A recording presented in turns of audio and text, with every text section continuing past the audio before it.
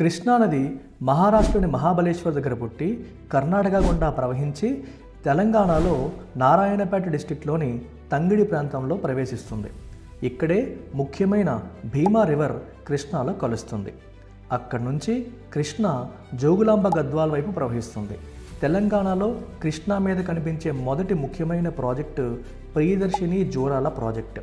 ఇది ఇరిగేషన్తో పాటు హైడ్రో పవర్కి చాలా ముఖ్యమైనది. తర్వాత కృష్ణ బీచుపల్లి దాటి నల్లమల ప్రాంతం వైపు వెళ్ళి శ్రీశైలం రిజర్వాయర్ని చేరుకుంటుంది. ఆ తర్వాత తెలంగాణ ఆంధ్రప్రదేశ్ సరిహద్దు వెంట ప్రవహిస్తూ భారీ నాగార్జున సాగర్ ప్రాజెక్ట్ని చేరుతుంది. నల్గొండలోని వాడపల్లి దగ్గర హైదరాబాద్ గుండా వచ్చే మూసీ రివర్ కృష్ణాలో కలుస్తుంది. ఇది తెలంగాణ జోగ్రఫీలో ఒక ఇంపార్టెంట్ సంగమం అని చెప్పొచ్చు. జోరాల, శ్రీశైలం, నాగార్జున సాగర్ మాత్రమే కాదు, కల్వకుర్తి, నెట్టంపాడు, భీమా లిఫ్ట్ స్కీమ్ లాంటి అనేక ఇరిగేషన్ సిస్టమ్స్ కూడా కృష్ణా వాటర్స్ పైనే ఆధారపడతాయి. ఇంకొక ఇంపార్టెంట్ ఫ్యాక్ట్ ఏంటంటే తెలంగాణ జియోగ్రాఫికల్ ఏరియాలో దాదాపు 43% కృష్ణా బేసిన్లోనే ఉంది. అందుకే కృష్ణ కేవలం ఒక రివర్ కాదు, సౌత్ తెలంగాణకు ఒక లైఫ్ లైన్.